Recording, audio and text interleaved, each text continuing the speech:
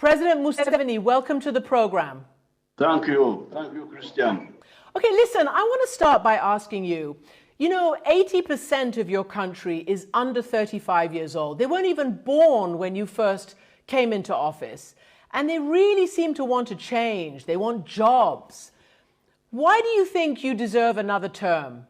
Well, because I am the one who enabled the 80% to survive childhood diseases, and we have given them education, and we have given them a base for the economy, and we have a good budget, and we can support them. We can support those youth. So, Mr. President, as I said, they want jobs. Uganda today remains one of the poorest countries in the whole wide world and depends hugely on foreign assistance. I want to ask you, 35 years ago, you said the problem of Africa in general and Uganda in particular is not the people, but leaders who want to overstay in power.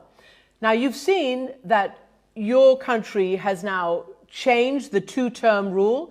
They've changed the age limit, and there you are going for a sixth term. Why do you think that's a good thing? You should check your facts.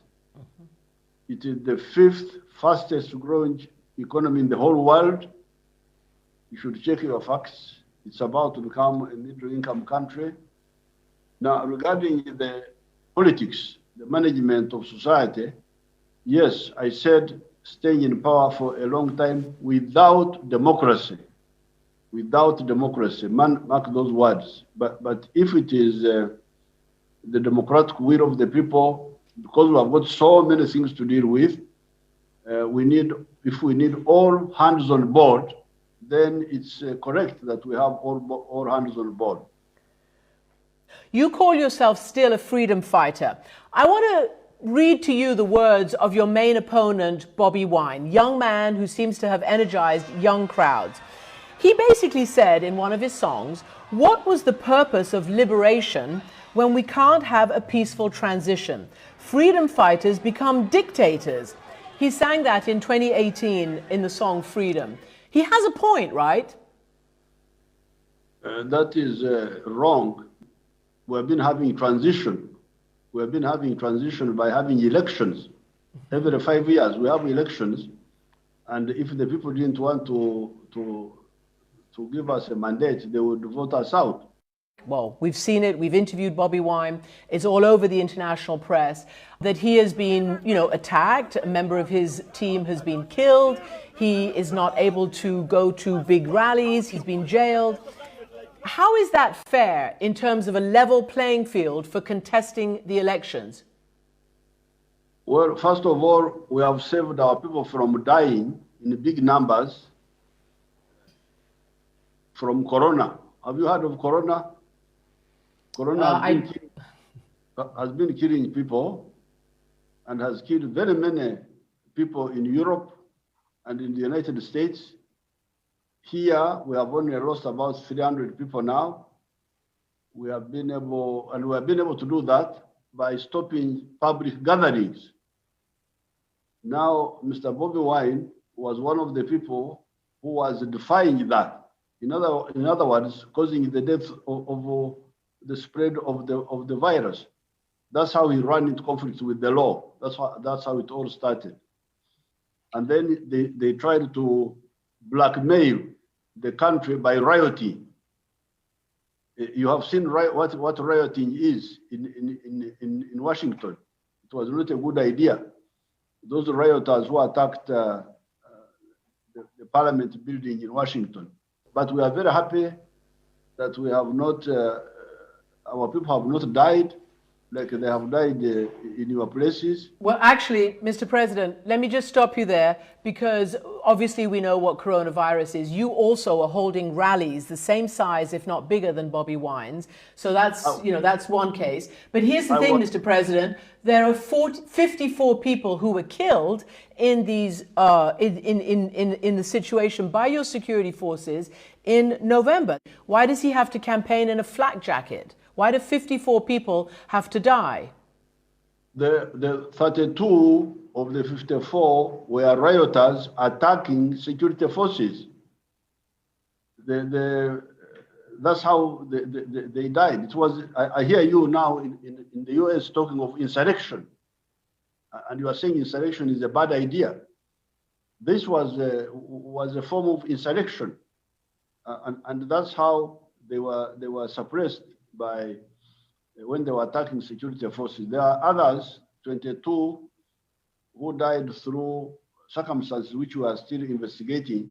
The UN says we're gravely concerned by the election-related violence, the excessive use of force by security personnel, as well as the increasing crackdown on peaceful protesters, political and civil society leaders, and human rights defenders. So the UN, that's the UN saying that it's the security forces, and your own security force, I mean, to be honest with you, really shocked me recently, because he said that we are proud of cracking down on reporters. He said, we beat reporters for their own good. I don't understand why you keep putting the blame on them when your security forces are doing this. And what's the point of it? I don't understand.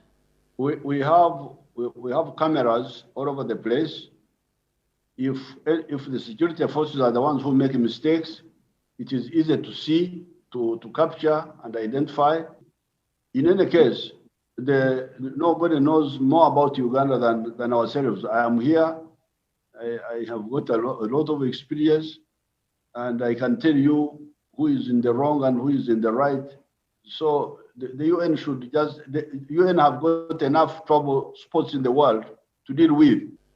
Are you basically saying you're above the law? I mean, I'm not sure what you're saying because, you know, human rights is an international concept. And as you know, Bobi Wine is proposing that the International Criminal Court, which is an arm of the United Nations, investigate you and your senior officials for human rights abuses. There's a 41-page brief saying that police and military have deployed, quote, widespread use of shoot to kill, beatings and other violence. If you have all the images and you're confident of your evidence, will you hand it over for such an investigation?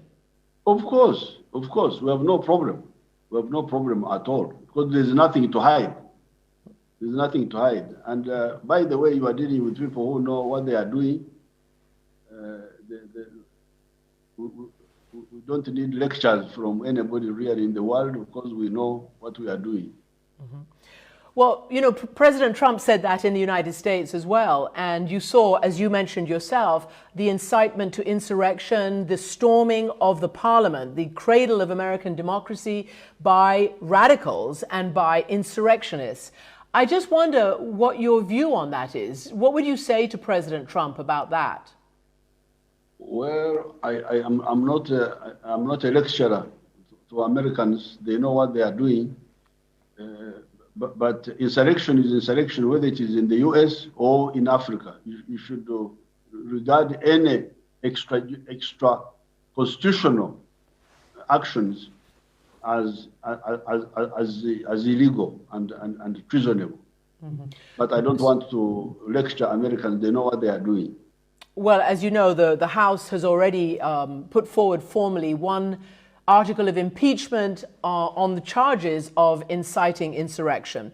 So I want to ask you then, if you should lose a fair election, will you accept the result? If I lost a fair election, I would accept the results, of course, because Uganda is not my house. I have got my house. I will go to my house and do my own things. If the people of Uganda don't want me to help them with their issues, I go and deal with my personal issues very happily. I do need to ask you a final question, and that is your constant haranguing and harassment of the gay community in Uganda. The head of the gay rights groups there says it's actually a really scary and rough time. LGBT people are fearful to even vote, as there is a risk that they will be targeted at the polling stations due to all the hate speeches. What are you afraid of? Why does this group, over the years, why is it so utterly oppressed and harassed? Who is haranguing the homosexuals? Who has harangued them? You and your government, your churches talk about them. Maybe security people, but people in the streets as well. There is a climate of impunity in Uganda for anti-gay opposition and harassment and oppression. Why? Why in 2021 is that the case? Now we have a problem of social imperialism from some parts of the world towards Africa. Homosexuals are not new to Africa. They have been here.